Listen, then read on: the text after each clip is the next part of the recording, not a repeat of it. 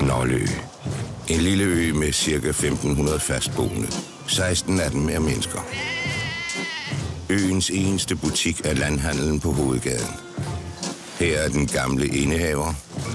Han har en søn. Torsten hedder han. Og en datter. Hun hedder Betty.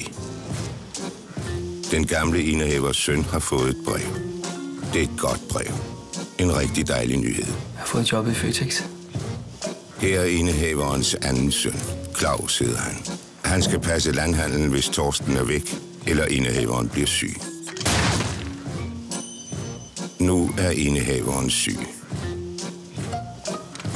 Hvordan skal det gå Torsten i Føtex?